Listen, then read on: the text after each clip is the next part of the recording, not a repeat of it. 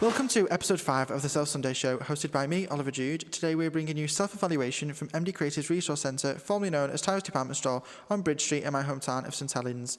The Self Sunday Show allows you an hour every Sunday to reconnect yourself, listening to self-love, self-care, self-belief, self-evaluation, self-reflection and self-success. Today we are joined by Claire Morton, high-performance coach, meditation teacher and best-selling author.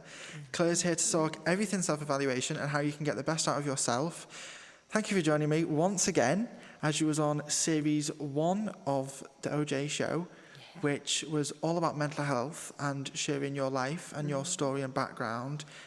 So please introduce yourself to our listeners and tell them a bit more about yourself. Okay, so my name's Claire Morton, and I am also known as the Purpose Pusher, but I am a meditation teacher and high performance coach. So I teach people how to meditate, which means how to, because a lot of people think that meditation's about clearing the mind, and it's not, and that's what puts people off. It's just about observing the mind and observing the thoughts. So through teaching people how to meditate and reconnect and become more aware of themselves, that then helps them understand who they are, what they're here for, what the purpose is, which a lot of us don't really talk about it unless you're in the world of personal development and coaching. I help people basically get out of their head and into their heart, and also help stress heads to stop stressing. So talk about stress then. What advice would you give to stress heads that need to self-evaluate a bit more? Okay. It's funny this, because I did a talk on this a couple of weeks ago in Manchester I called it The Power of Silence. Yeah, it was amazing actually. It was the first time I've actually officially spoke on stage, and it was a little bit like, a TED Talk. Yeah. For those of you that don't know what a TED Talk is, it's like where you share ideas on a stage in a simple way for people to understand, and you have like an 18-20 minute slot to do it in. And I was part of this Be Inspired mastermind, and it was amazing with these amazing women who all have messages, all entrepreneurs who have messages, and my message is about sitting in silence with yourself.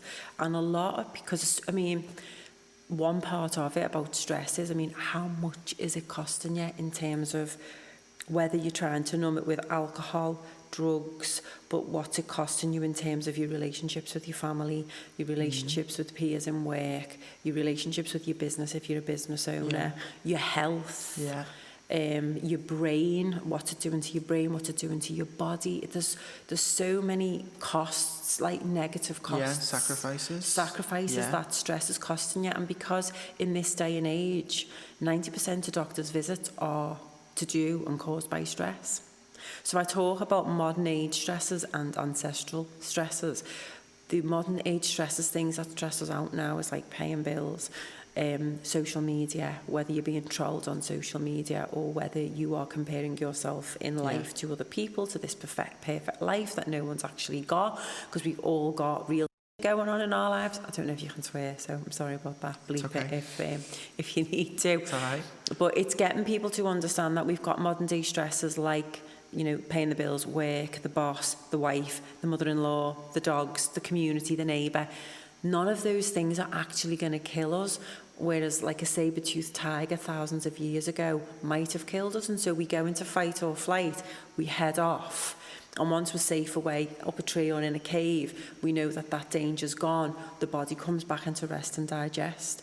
But in modern day stresses, you're going from one thing to another. So getting in the car to go to work, traffic jams, getting out, reports for work, emails, social media, picking the kids up from school, going to the gym, wanting to be fit and healthy, to paying the bills, to coming home late to dinner to your partner who's shouting at you. So none of them things are actually going to kill us, but they keep us in fight and flight. So the body's pumping cortisol and adrenaline all the time, basically pickling the body.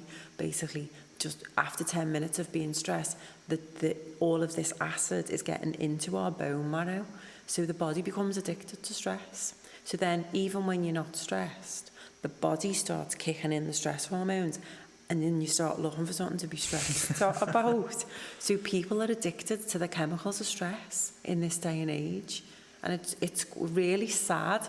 So how I help them and other coaches help people is about, especially yoga teachers, meditation teachers, is being in the present moment. And meditation is about observing your mind, observing the thoughts, not pushing them away or changing them, but observing them and noticing them, how they make you feel. And then sit with them and go, right, okay, this thought makes me feel this way. I'm going to feel it. And if you feel sad, feel sad. Don't push it away and say, I've got to be positive. It's like, feel the feeling, because what's it telling you? And a lot of people have pushed a lot of things away and are distracted by the outside world. So beer, wine, pills, sex, gambling, all of them addictions are there to give us a dopamine release and quieten the mind. But then we wake up the next day with that stuff still there. Yeah. So then we continue that vicious cycle, which makes us more anxious, which makes us more stressed. So I help people through meditation, hypnosis, NLP, coaching. We turn it and go, okay, instead of just focusing on the stress, what are your dreams? What are your goals? Let's look at what you can achieve. And meditation's one of those things that gets into the brain, subconscious mind, to change patterns in the brain. So there's science now that shows you what that type of practice can do to the brain in terms of focus, in terms of giving yourself confidence, knowing who you are. It helps with your relationships, it helps you with sex, it helps you with understanding what your passions and your strengths are. I can't shout about it more. It's been around for 10,000 years and it's just coming back into the world now. It's not going away. When you've just explained like that, though, I know there's been all our other guests have been explaining their perspective on what each category that they've covered. And it's just like when you've said then about focusing on the now and dealing with the now and letting yourself be sad because of what it's telling you. And I think it was Miguel that had said to me, you know, if you need to be sad, just be sad. But then, you know, everything's still going to be going on in your life. Nothing's going to change.